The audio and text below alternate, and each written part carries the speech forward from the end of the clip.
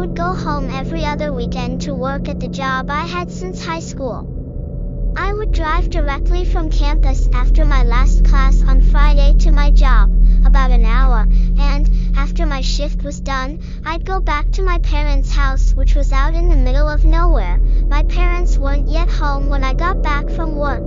They often spend their Friday and Saturday evenings drinking like they were the ones in college, so the house was dark and, since it was mid-fall, so was the yard, save for the yard light.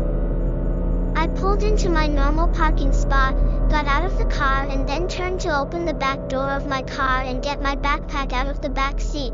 That's when I noticed that the bathroom light was on. Was that light on when I pulled up? It must have been, right? As I was contemplating the light and reaching for my backpack, there was suddenly a very angry-looking old woman standing in the window staring at me. We're not talking resting bitch face here either. She was pissed off at me and I knew it. We stood there staring at each other for a good 10 seconds when my parents pulled into the driveway and distracted me from my stare down with the woman in the bathroom. By the time I turned back, the light was still on, but the woman was gone. When my niece was really young, she was in a bouncer at my sister's house. I was house and babysitting. I had left her to go to the kitchen to grab some water. My sister's chocolate labs were probably sniffing and licking her head because I could hear her giggling like she was having a blast.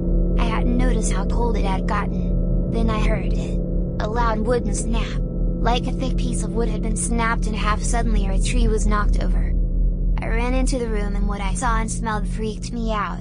The dogs were huddled in the corner whimpering. My niece was just staring at the ceiling corner with wide eyes, and it was cold and smelled like Stetson. I took her and we decided to go to a different room. When my sister finally came home, I told her what happened. She just rolled her eyes and said, "That is Hugh." I was confused.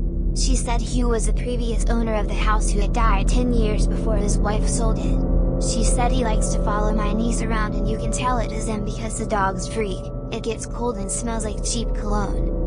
I don't believe in that shit, but I do believe that feeling you get in your gut when something doesn't feel right. When I was younger I used to live by the woods and could see a cemetery from my back porch.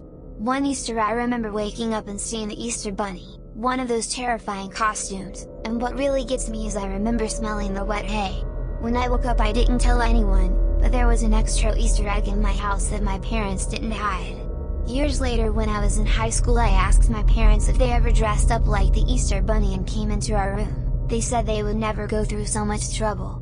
And my younger sister, who I shared a bunk bed with when this happened, said she remembers when the Easter bunny came into our room and made a remark about the hay smell. I was terrified that we both remembered seeing a person dressed as a bunny in our room. To make it even stranger, I told the friends I sat with at lunch what happened.